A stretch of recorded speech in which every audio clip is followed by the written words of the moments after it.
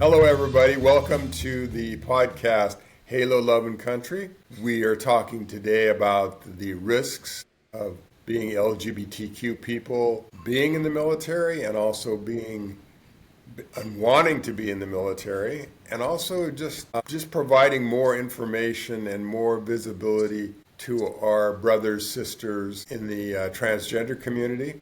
We're very lucky today to have Zoe and Zach with us.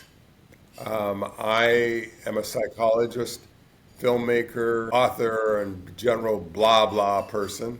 I talk a lot, but today I want to listen a lot because I'm bisexual, but I am not that knowledgeable about what transgender people go through, and particularly what they might go through in getting into the military or having been in the military. And so that's why we're so fortunate to have these two people with us. So what I want to start with is Zoe, if you could talk a little bit about your experience, maybe talk about your background. You were in the Army, and maybe you could talk about what happened with you, and then we'll talk to Zach and have them talk about it, what they've been through. Let's see. Well, I served from 2003 to 2005. I was Army infantry, worked with the Scouts. I served with the 101st Airborne, deployed to Iraq for OIF 1 and 2, and in 2005 I was released from my enlistment early under Don't Ask, Don't Tell. But being at Fort Campbell, they had a soldier who was murdered there a few years prior to that. They actually made a movie about it called Soldier's Girl, a kid named Barry Winchell, but he was killed, and so Fort Campbell really took it seriously when you were found out to be part of the LGBT community. They wanted to get you out of there as quickly as possible, for your safety and also for their own liability, I'm sure. So I finished just shy of 3 years of my enlistment contract. I wanted to go career, and I didn't get to, but, you know, it is what it is. I was given an honorable discharge because the character of my service was honorable. I was actually a really good soldier. I really enjoyed being in the Army, and I was good at it. All of my chain of command when I was getting out was really disappointed that they had to let me out. Like, even my brigade colonel and my battalion colonel, they said, you know, this policy's bullshit, and I hate it. Like, I just had to, you know, I said, well, you know, that's the rules, and it's not going to change until you have to kick out good soldiers. And then someday somebody's going to ask you what you think of this policy, and you're going to have to say, I've had to kick out some really good soldiers because of this policy. It needs to go. You know, eventually it changed. I think it was 2013 that Obama came in and said, you know, we're having to let go of some really good soldiers, so this has to go. And it changed. I think that the current policies that are in place are absolutely driven by hate. Thus far, nobody has been able to give me a single good reason that holds up under scrutiny at all, even a little bit of scrutiny, as to why this needs to change, why it needed to change, and that we needed to bar trans people from service and enlistment, and needed to kick out all the trans people who had been serving for years honorably and with prestige. I mean, like, some really good soldiers, sailors, and airmen and Marines that they've had to put out who've got great track records, amazing backgrounds behind them. You know, it's just kind of mind-blowing. I look at it and I'm like, wow, they're really letting go of some talent, especially during a time where they're having a really hard time recruiting. So the only reasoning that makes sense is that this is straight up bigotry. It's not. It's got nothing to do with you know, logistics or standards or anything like that. Or making good personnel sense, you know. You're at Fort Campbell, and so they find out you're vulnerable because of your status or your sexual orientation. Why wouldn't the good personnel strategy be to protect you and to make sure you didn't get murdered? I mean, we've had several people on this podcast, and we've never had anyone talk about the possibility of being murdered for their sexual orientation. I mean, and we've all known about it, the possibilities from the times of the movie, Hilary Swank's movie, was it Boys Don't Cry? I think it was called Yeah. Boys Don't Cry. Yeah, great movie. we knew how dangerous it can be just in regular society to be trans, but to be in the military, oh my God, they literally thought someone would kill you. You know, the potential of dying. I was an infantry soldier. I came to terms with my own mortality on a battlefield.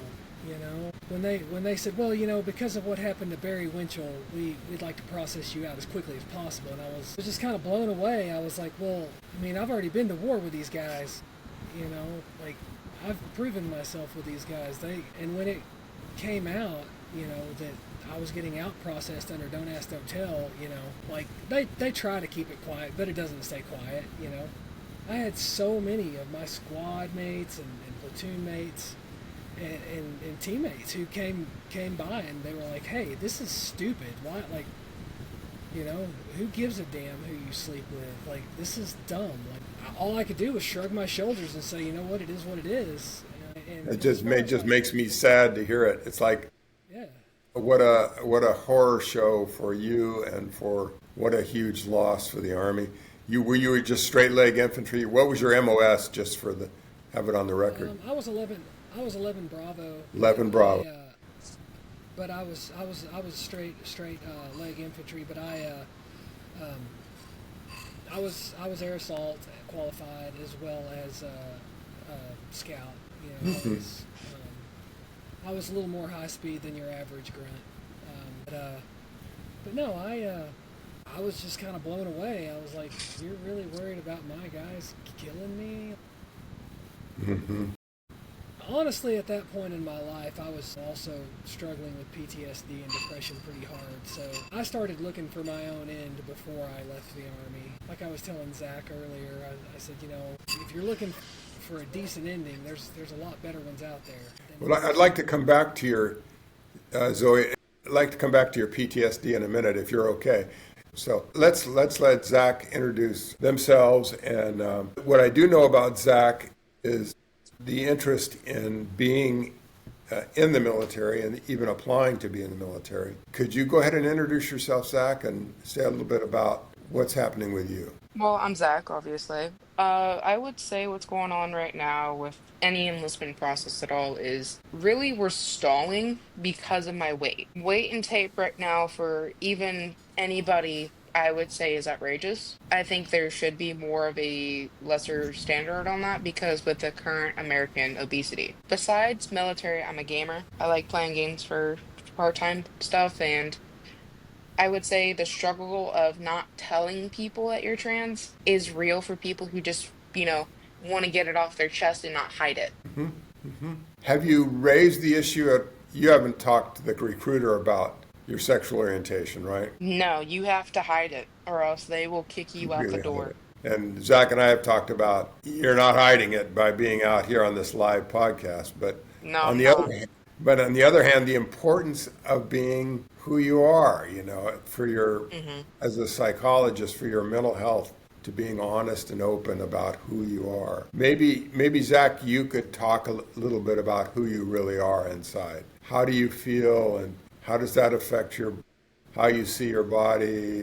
How does it affect your being with friends and just your life? That we're real interested in that. If you want to talk about it. Realistically speaking, I've been to many therapists. I don't want to say their names due to privacy reasons, but I would say a big part of healing for my case of transgender, it's going to be surgery. For the honest part, playing with friends, realistically speaking, that's just going to be, you have to put boundaries somewhere. And where it comes to my boundaries with my friends is they all know I'm trans. There is no hiding it when I talk about it with them. I mean, they can even hear it when I talk. There is a matter of you kind of have to just accept you, but more willing instead of denying it.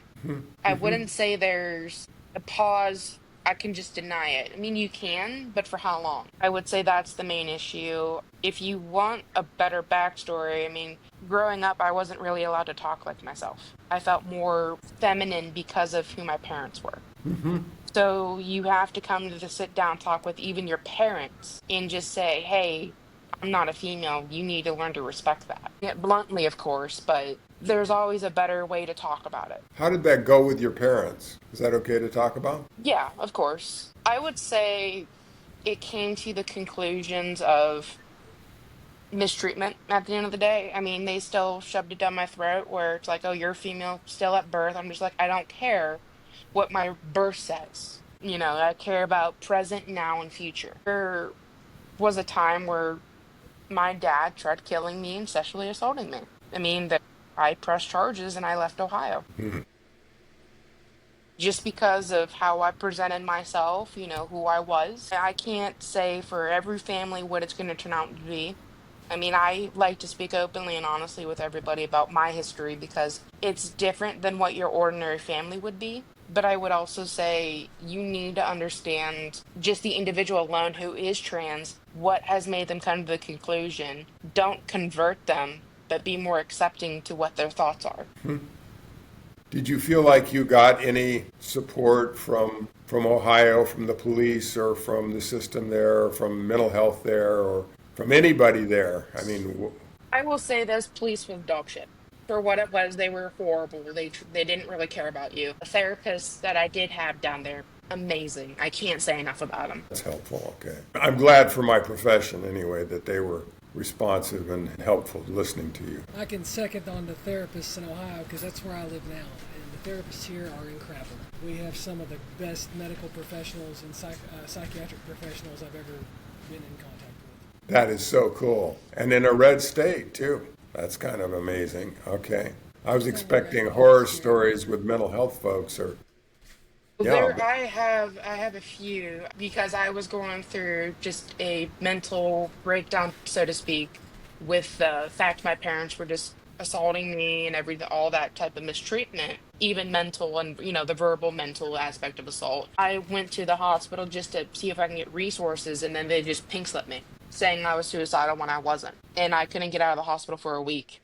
and put you in the hospital. Okay. Yeah. And it was involuntarily, I couldn't fight it. Yeah. So, I mean, there is the downside of depending parts of Ohio. I mean, obviously, but there is the downside of that where it has taken me away from trying to go to any doctor because I just get scared every time. Do you have a doctor now where you don't have to say where you're at now, but I mean, are you in Ohio or not? You're not in No. Ohio. So are you getting the medical care you need now? Medical as in physical and like a family's physician, yes. My current doctor, he's great. I love him, can't say enough. He's very open, he's very honest, he does not care about who I present myself as. Zoe, could you, now hearing Zach, what they're going through, what would you advise as far as the military is concerned? I mean, would you? There's a lot of alternatives to the military. I mean, if you want to serve, there's plenty of ways to serve that aren't carrying a rifle. Not that there's anything wrong with it, but it's just there's better ways to make a difference in the world that are just as all-inclusive as a military education and job. As far as like, where to go from here, I would suggest leaning heavily on found family. I've got an amazing partner, a fantastic group of friends that are as close to me as my family ever was. All of my parents and grandparents have unfortunately passed. My stepdad and I don't really talk. He's back home in Oklahoma. My little sister and I are pretty tight. I actually talked to her this morning, but that's really just about all the family I really talk to anymore. But it sounds like you're saying, Zoe, that you would advise Zach not to go in the military, even if he can. Even if, I would say that there are other options that are going to be better options, that are going to be more inclusive. Right now, I mean, if we weren't in the situation that we are currently with politics, I'd say sure. If that's what you want to do, then do it. Like it's a good option. When I enlisted, it's a good time to enlist. 5 years ago would have been a great time to enlist. Now there's not enough money in the world, say that I would want to enlist. and that's because of the actual danger to you, the actual danger to you as a trans person, the inability. I'm just going over it. The inability of the command to support you. Exactly. No. It's I was never worried about dying. When I was in. Dying's something we all got to do. It's but being able to serve on your own terms. People will say, well, it's a life of sacrifice. It is. It is a life of sacrifice. But that doesn't mean you shouldn't be able to have some of your own terms met. enlistment. And those terms should be really basic. You should be able to serve as who you are. Zach should be able to enlist as Zach and be Zach and have a good life and be all he can be. I think that's what the Army slogan is now. I'm showing my age here, but it's at very minimum, you should be allowed to serve as who you are. And if you can't do that, then they don't deserve it. It's well put. And we're, and like you were saying, they're having trouble recruiting people. They're having trouble, particularly in the Army. They're having difficulty filling the slots, and particularly for infantry. And look, you would be well into a career. Look how this goes. They keep bringing up that the Army's having a hard time recruiting because it's gone woke. It's not because it's gone woke. The Army's having a hard time recruiting because for the last 20 some odd years, we've been at war, and all these kids who are in the age bracket that they enlist have grown up seeing these soldiers come home broken and then abandoned by a system that was promising the whole time to take good care of them. These kids, are looking to their dads and their uncles and their moms and their aunts, and they're going, hey, I want to enlist. And these parents and aunts and uncles are going, like hell you are. Just look at what your cousin went through. Just look at what your dad went through. Just look at what your aunt went through when they enlisted. And they got home, and now they're all messed up. And maybe the VA's taking good care of them, but their quality of life still isn't what it would have been if they hadn't have served. And that's because the military's not keeping their promises. The government's not keeping their promises that they made to these soldiers and these service members who went off to war. And that's why they're having a hard time enlisting people. I wouldn't say it's because of the promises, though. I wouldn't say that alone. Based off what I know as being a person that you're talking about and the ranges that should be going through the recruiting process now, yes, I do agree with you. It is a part of the family when they come home. I would agree 100%. But there's also the point of the ASVAB. Some of these points that you have to go through just to get. Most of my age people, keep in mind, I'm 20. I'm very young. I'm still at the peak of my youthness for some. But here's the problem. They want you to score a 31 to be an infantry. What we always hear in the movies, and I know the movies ain't like what real you see, but they always say, well, the grunts get, they don't have to score. If the grunts don't have to score, then why are we having to score at all? I think right now, and it's not just because of the recruiting crisis I'm saying this, they need to look in the mirror and realize what the ASVAB actually stands for, not alone with the current issues with, the political, but I also believe it's not just what they see when they come home, but it's also the whole aspect of you have the ASVAB where most people my age now, we get anxiety when we see a test. Yeah, they made the pie cat, but that's just as hard. I mean, I want people to put in effort. When you say you get anxiety, why do you have anxiety about the test? I mean, everybody has anxiety about tests, but why does your generation have particular anxiety? Our generation was already put through a lot. I mean, I was born in 2005. We were tested on, depending what state you're on and everything, depending who enforced it. We had so many tests where we were just timed. And getting timed on tests is just infeasible to me. I mean, if you ask me, every kid should have the bare minimum of having unlimited support, and it's, that you got the aspect of school now where it's like that's still changing. No one can decide. If you really want me to be real about the anxiety, what's it for me personally? A lot of the algebra, no one's going to remember. I've been out of school for about 3 years now, 3 to 2. I would say, it's just the fact of who you are and built. So it's just that whether you're transgendered or not, just the test anxiety, all the different qualifications that are necessary to just become an enlisted person or to become an officer for that matter. I remember I had to jump through all kinds of hoops. I was an enlisted soldier for 3 years in a reserve unit, and I remember all the crazy stuff we had to do to just to get qualified in basic training. There was a lot of stuff to do. But I look back on it now and I think, well, if I had really had to go into combat as an infantry soldier, which I didn't, I was always safe where I was. I was either in a reserve unit or in the hospitals, doing psychology. But some of that stuff would have saved my ass, if I had paid it. And they were not easy things to do. What was it? Probably the most difficult was aspects of the physical fitness course, which we had to finish that was timed. I don't know, Zoe, what do you think about physical fitness as far as becoming an infantry soldier? Well, if you're infantry, if you're combat arms, your body is a weapon, period. And going back to the ASVAB thing, the ASVAB isn't necessarily designed to test how smart you are. I mean, they want to know you have a basic set of computational skills, but more than anything, it's designed to figure out how well you learn.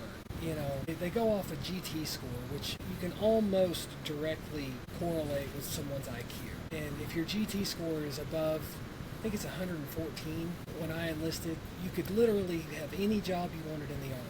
I scored a 118, and I could have literally been anything I wanted in the Army, but I wanted to be infantry because I thought, well, that sounds like fun, and it was a lot of fun. It was also a lot of boring dog and pony, but it was fun. I met a lot of great guys.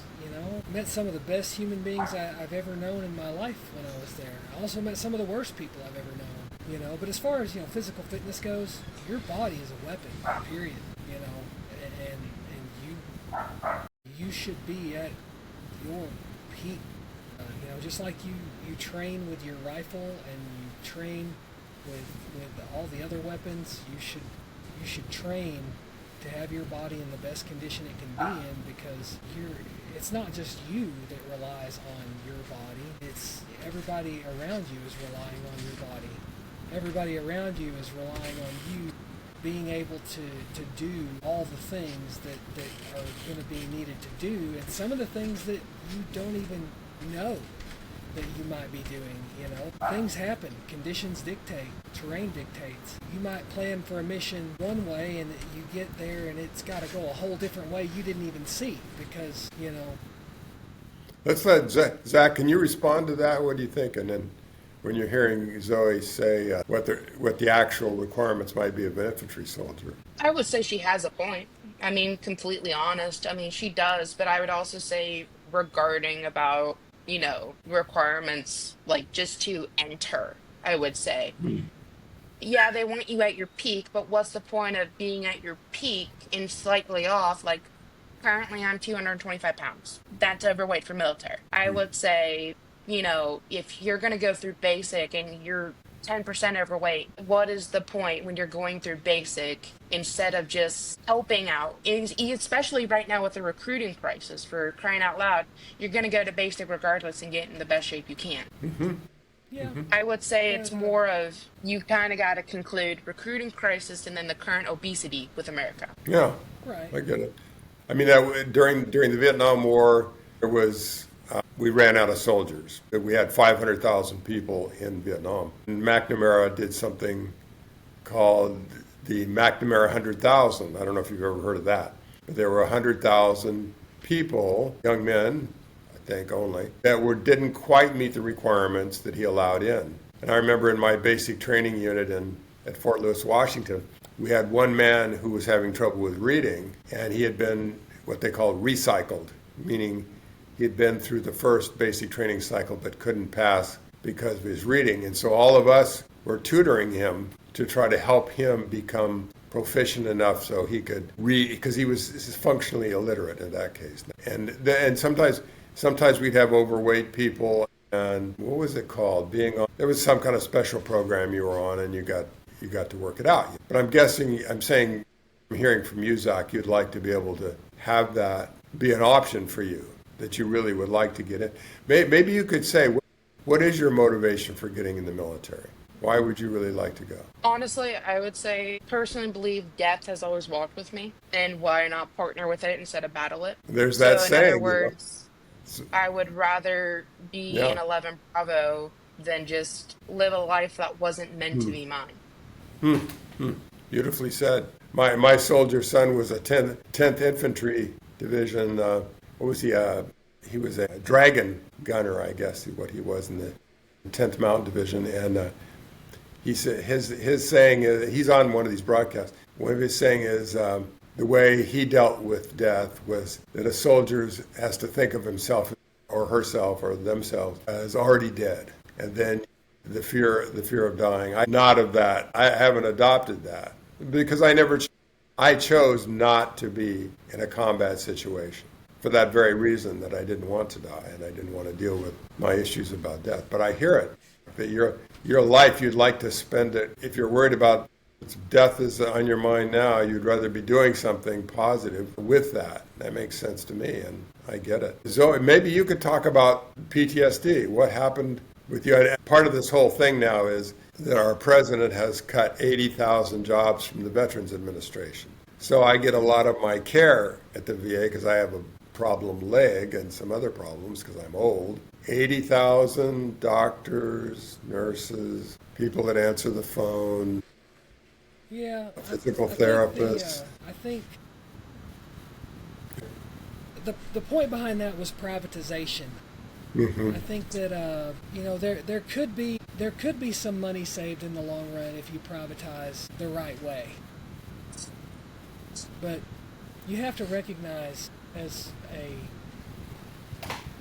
decision maker above these types of situations that veterans have certain medical needs that civilians don't have.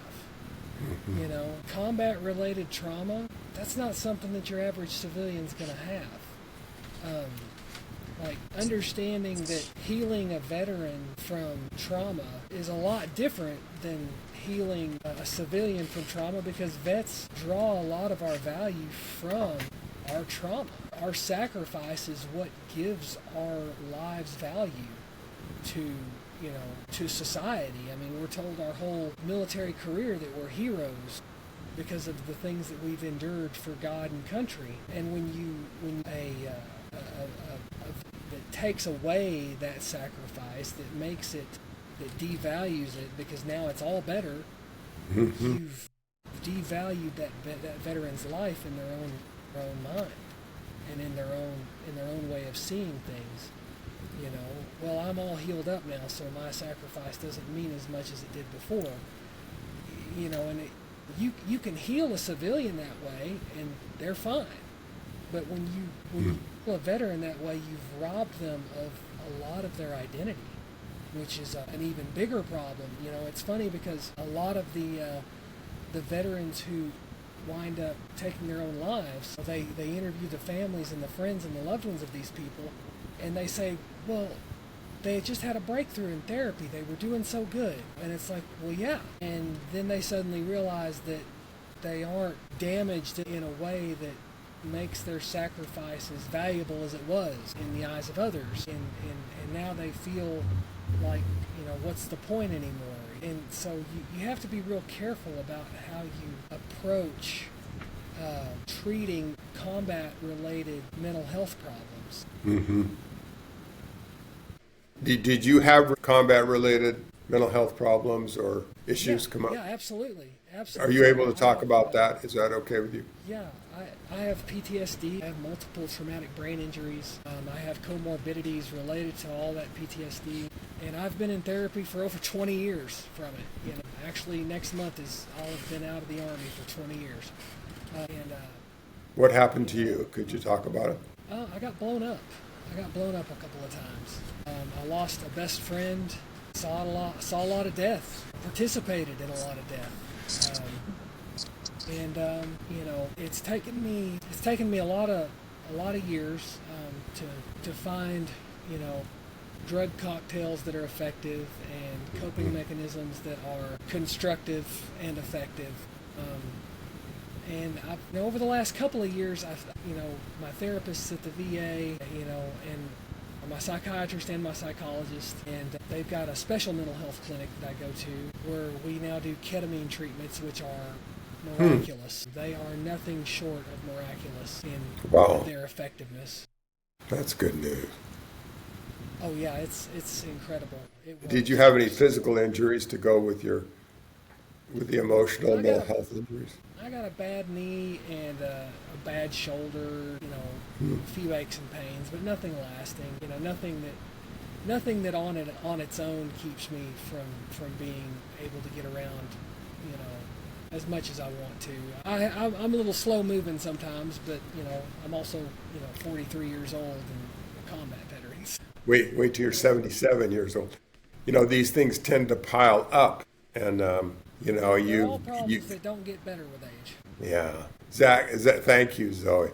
Zach, have you had some trauma in your life, and that's perhaps related to the transgender issue, or anything else what you'd like to share? Trauma wise, I've had a lot of it. Speaking on behalf of what I experienced, obviously, I would say being yelled at as a kid and being forced to be like dressing all girly and everything, maybe it did. Maybe it did have an effect on me. I cannot say that for sure. I would say for any parent that may watch this, don't force your kid to wear anything that is a gender based. I hate that personally based off how I grew up. And you're not sure you would call it trauma, but you hated it. You referred to being assaulted. Was that traumatic for you? I looked at it as a awakening to maybe start looking at the military path. I used what could have been trauma to improve, To improve what? to see where I wanted to go in life. Whether it was, military, SWAT, I mean, there's many career paths where you can be a weapon. And was a weapon used against you, or just or I don't say just, but somebody's body, or was there actually a weapon? Why a weapon? Why do you want to be a weapon? I wouldn't say a weapon was used against me. I've had things thrown at me. I mean, I've had every experience you can that wasn't exactly a weapon per se. Like, average people say a weapon is a gun or a knife. I wouldn't say those experiences made me a weapon or made me want that longing, I guess.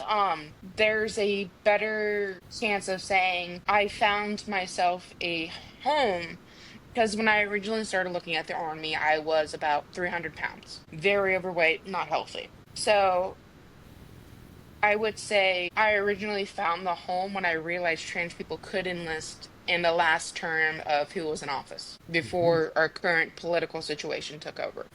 I would also say for that same reason, it kind of made me hopeful to join, despite what's happening now. Makes sense. So we have two excellent people here. Both of them wanted to serve. One of them was allowed to serve for a while until our military personnel policies and the command policies couldn't handle it. And our political situation in the country does not allow it now. And in my judgment, I could be wrong, but in my judgment, it's become materially more risky to be out in this culture now. Social media issues, okay?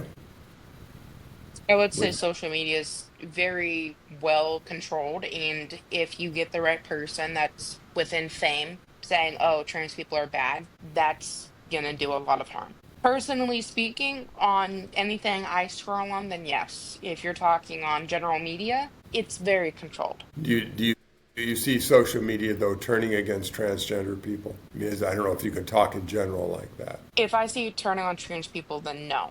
But have seen it there is many sides of social media. Let me say that one first before I say it has turned. So on my side of it, my feed, no. But there is sides of it I do, and I am aware where they are turning on them. Zoe, what's your experience of social media? Social media, it really just depends. All of my social media feeds are pretty well curated. I use my social media to kind of keep track of what's going on in the world. I do that by having people that I follow who kind of help me filter out a lot of the knee-jerk reaction stuff that's meant to raise a reaction. Ultimately, I don't think social media is turning against us. I think that, when it comes to the way that conservative media, social media are, there are less haters out there than there are tolerant people. And the problem with seeing that is that the haters are always louder. That's because they're they want attention mostly, and a lot of it boils down to them wanting their opinions to be heard and validated. They think they're right, so they want to hear other people say they're right versus the people who know they're right and just say it and go on. If you guys watch South Park, Oh gosh, and, South Park and is South, great. been going after the president lately, They've but been trolling the whole administration. I think South Park is going to be the reason. One of them, let me say, there's going to be multiple, obviously, that Trump is going to give up, in a lack of better words. I wanted to ask you specifically about Cartman where he goes transgendered. Have you seen that clip where he? I have I not. haven't seen that one yet. Okay, you got to look at that because I wanted to get your guys' reaction to it, whether it felt hurtful to you or helpful to you, or it's so he likes to go anti-woke. That was Cartman's big, makes him very happy to find some kind of target for liberal values so he can be a little asshole like he is. And so and it seemed like woke was winning, so he says he's transgendered now. And then he wants to go in the women's bathroom and do that whole thing. I was hoping you guys had seen it. I should have said something to you before to get your reaction. But it seems it's kind of good that transgendered people are becoming more mainstream. Like you were saying, Zoe, maybe the majority of Americans are fair-minded and don't really need to interfere in the sexual interests of other people who are deciding what's best for them with other adults in their lives. Maybe the majority of Americans really don't want government interfering in that. And I don't think the majority of Americans want government interfering with good soldiers being in the military, no matter what their sexual orientation is. Okay, but I'm through pontificating. What were you going to say? It didn't really bother me when South Park does what they do with trans people or queer people or any kind of people. They poke at everybody.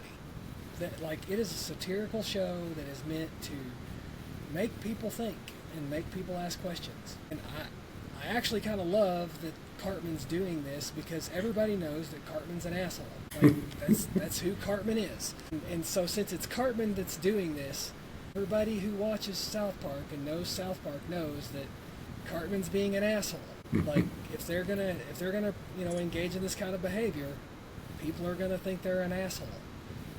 So as far as feeling hurt that he's Cartman's now transgendered and wants to go into the women's bathroom. I think I haven't seen the episode yet, but if he does make it into the bathroom, he's gonna realize that it's just a bathroom, and in my experience, the men's room is usually cleaner. I don't know why, but the men's room is almost always cleaner and almost always smells better. It's true. If it weren't for the safety issue, I would be fine with going to the men's room because it's cleaner and it smells better. Typically, I don't know why the women's rooms get less attention. I think it's because people expect that women take better care of the bathroom. I'm sure that women do. I don't know because I don't hang out in women's bathrooms. I go in there, I do my business, I wash my hands and leave. So, it's not a party going on in there. It's Well, sometimes I can't help but interrupt. Sometimes it feels like we just had a whole on toilet paper war in there. Yeah. I can speak on the behalf of that. I've seen it personally. I'm just like, either it was a child or an immature adult. Yeah, it's and as far as the bathroom argument and the invading women's spaces argument that everybody wants to use as the hot button issue, I mean, that's easily fixed. If you've ever been to a decent truck stop, like most of the Flying J's and Pilots and Love's truck stops, the bathroom stalls have floor-to-ceiling walls and floor-to-ceiling doors with no gaps and locks on the doors. That's all they've got to do, literally. Because it's really not about that, is it? Yeah, no, it's not. If they It's really not about wanted to anything solve practical. The problem, if they wanted to solve the problem is easily solved. But they don't want to solve the problem because if they solve the problem, then they can't complain anymore. Well, and the problem is in our own minds, isn't it? Those who cannot accept people being a little bit different than they, or a lot different than they are. It's Yeah, part of exactly. humans have trouble with that. Here in Cleveland at Rocket Mortgage Fieldhouse, it's a big venue we have here. It's where the Cavs play. They have an all-gender bathroom. It's a unisex bathroom. They've had it for years, and not one single time has there ever been a problem, ever. And the reason being is because there's floor-to-ceiling stalls with no gaps, and you go in the stall, you do your business, you walk out of the stall, and it's got a communal sink, or a bank of sinks where everybody washes their hands and leaves. There's never been a problem with a sexual assault, ever. I don't know that there ever will be. And if there is, I can, without a doubt, 110% say that it's not going to involve a trans woman as the aggressor. There we go. Just, Okay, Zach, anything you want to respond to this, and any shout outs you'd like to do, or anything else you'd like to say? Honestly speaking, based off the South Park comment, believe South Park is also meant for comedy as well as because it is a cartoon. At the end of the day, people are just gonna watch it because it's a cartoon. But about the transgender or whatever, I believe that's just comical and because he is an asshole, yes. But to finish off mostly, I would say there needs to be more of a problem solver instead of a problem maker in this world. And that's, I would say, at least in the United States, that's one of the problems. Well put. Zoe, anything you'd like to say as we sign off here? Yeah, last year, my partner and I, who is also a trans woman, we went to Tulsa to visit my sister. We try to get down there once a year and visit my nephews and my sister and her husband and, the rest of our extended family that we enjoy. And we went to eat dinner at a hibachi place there in Tulsa. We were sitting there at the table with an older couple who obviously, the husband worked in the oil field. You could tell by his clothing. And there was another couple there who were younger, and I felt like they were probably on a first date or a second date. And the cook was, very cool. And the woman from the older couple started talking to my partner.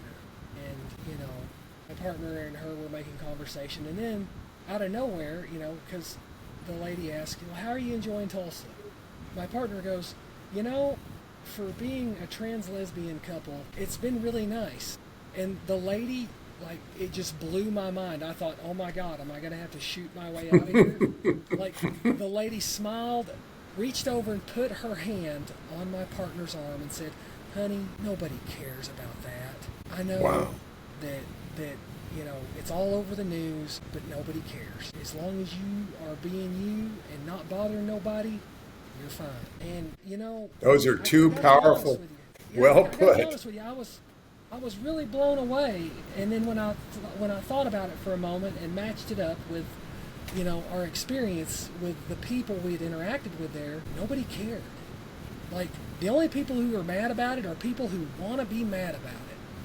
And you have to actively want to be mad about trans people, because we've been here since literally before written history, and we're not going anywhere, and so, if you really want to be mad about it, I guess that's your prerogative, but you're wasting a lot of energy making yourself mad about it, because we're not doing anything to make you mad.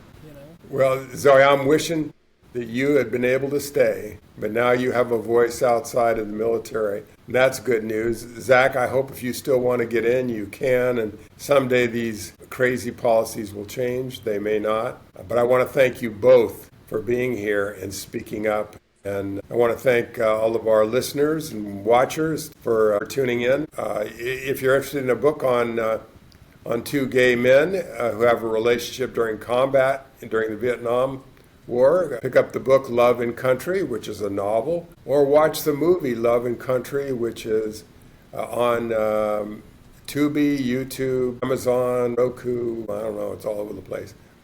Learn about what people go through to be in the military, to be LGBTQ in the military, or just to be LGBTQ. We're different. We're a little bit different. But really, as always saying, most people don't care that we're different. So we're glad that we're happy for those who speak up and those who support us. We appreciate that. Please like and subscribe. Also, we want to thank Mitch McDonald, who's our producer, who's made this production happen and who's mastering the tech of doing all of this. And keep tuning in because we'll have more interviews and my best wishes to Zoe and Zach. So bye for now.